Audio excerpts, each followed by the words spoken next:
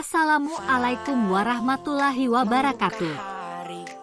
Kembali saya, Sulastri, asal sekolah SDN 227 Patila, Kabupaten Luwu Utara, Provinsi Sulawesi Selatan, akan memaparkan modul 2, 1A, 8 koneksi antar materi. Tujuan pembelajaran ini adalah calon guru penggerak dapat membuat sintesa pemahaman dengan mengkoneksikan semua materi yang telah dipelajari sebelumnya untuk menjelaskan pemahamannya tentang pembelajaran berdiferensiasi dan bagaimana mengimplementasikannya. Pertanyaan pertama, buatlah kesimpulan tentang apa yang dimaksud dengan pembelajaran berdiferensiasi dan bagaimana hal ini dapat dilakukan di kelas. Jawaban saya adalah, pembelajaran berdiferensiasi adalah serangkaian keputusan masuk akal atau common sense yang dibuat oleh guru yang berorientasi kepada kebutuhan murid. Hal ini dapat dilakukan dalam kelas dengan beberapa langkah. Yang pertama, menentukan tujuan pembelajaran. Kedua, memetakan kebutuhan belajar murid. Ketiga, menentukan strategi pembelajaran dan alat penilaian yang akan digunakan. Dan keempat, menentukan kegiatan pembelajaran seperti penentuan konten, penentuan proses, dan penentuan produk.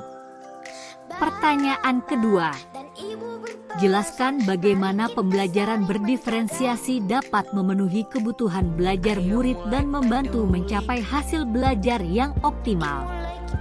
Jelaskan pula bagaimana Anda melihat kaitan antara materi dalam modul ini dengan modul lain di program pendidikan guru penggerak. Jawaban saya adalah, sebagai pendidik, dengan meyakini bahwa tugas kita adalah melayani murid-murid dengan segala keberagaman murid. Oleh karena itu, untuk memenuhi kebutuhan belajar murid, maka kita perlu memperhatikan paling tidak ada 3 aspek.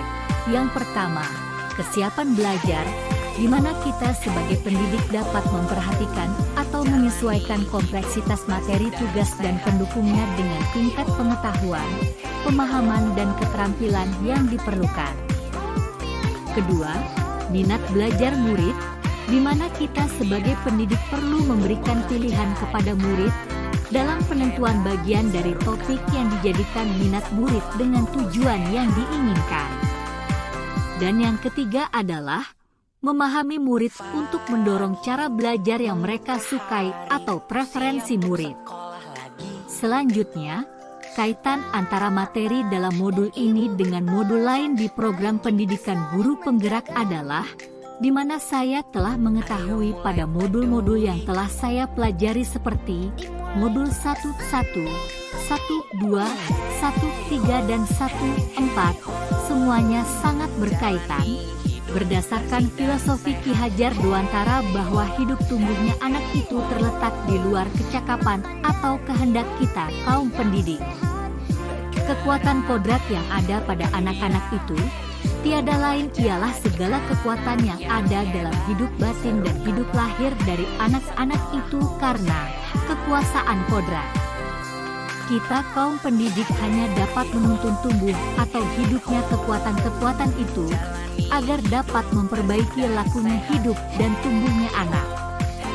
Seorang petani dalam hakikatnya sama kewajibannya dengan seorang pendidik yang menanam padi hanya dapat menuntun tumbuhnya padi. Ia dapat memperbaiki kondisi tanah, memelihara tanaman padi, pemberi pupuk dan air, pembasmi ulat-ulat atau jamur-jamur yang mengganggu hidup tanaman padi dan lain sebagainya. Demikian pula peran kita sebagai seorang guru, memberi tuntunan, perhatian, dan kebutuhan hidupnya kepada anak-anak agar mereka tidak salah arah. Oleh karena itu, dalam peran kita sebagai tenaga pendidik dalam menuntun murid, kita harus sedini mungkin menanamkan nilai-nilai kebajikan dalam dirinya, agar muncul motivasi yang intrinsik, sehingga melahirkan budaya-budaya yang positif dalam lingkungan sekolah menjadi aman dan nyaman sesuai visi sekolah yang kita harapkan. Demikianlah hasil pemaparan saya, semoga bermanfaat.